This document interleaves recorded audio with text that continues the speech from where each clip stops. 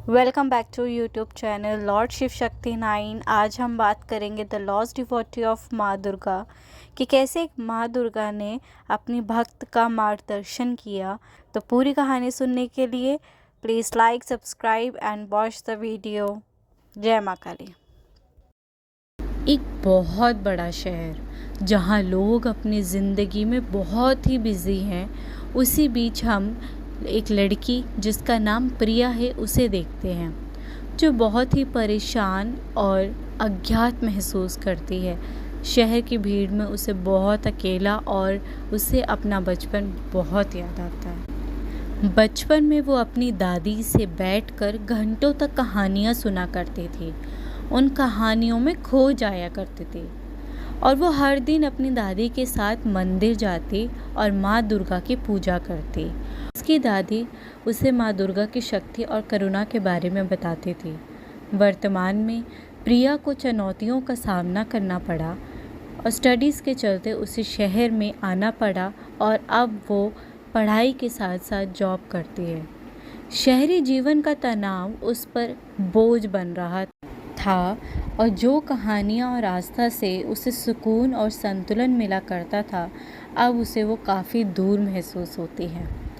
एक रात थकी हुई और भरी भरी आँखों से प्रिया सो जाती है। उसने एक बड़े मंदिर का सपना देखा जो सुनहरे रोशनी में नहाया हुआ और भजन चल रहा था। उस रात एक सपना प्रिया को उस स्थान पर ले गया जहाँ वो बचपन में जाया करती थी और लगभग भूल ही चुकी थी। एक मंदिर जो माँ दुर्गा के भजन और प्रार्थनाओं से गूंज रहा था। वहाँ प्रिया माँ दुर्गा को फूल चढ़ा रही थी और दिया जला रही थी। माँ दुर्गा की मूर्ति जैसे जीवित ही हो चुकी थी। देवी की नज़रें रहस्यमयी और प्रेम से भरी हुई प्रिया को देखती हैं। प्रिया की आंखें उसी वक्त खुल जाती हैं। सपना एक प्रकाश था और उसे एक उद्देश्य के साथ महसूस हो रहा था कि जैसे माँ उसे बुला रही हो अपने मंदिर। वो फ़ौरन अपनी टिकट्स करती है और वहाँ के लिए रवाना हो जाती है। वो जैसे ही अपने गांव पहुँचती है, उसके आंसू बंद ही नहीं हो रहे थे। वो जैसे ही लाइन में लगकर माँ के दर्शन करती है, माँ के आगे दिया जलाती है, माँ की आरती करती है, वो अपनी दादी की वही सारी कहानियाँ उसे याद आती हैं। माँ की भक्ति उसे याद आती है।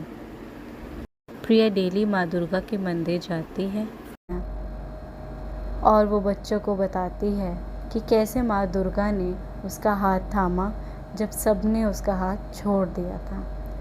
प्रिया को समझ में आ गया था उसने माँ दुर्गा को पाकर खुद को पा लिया था।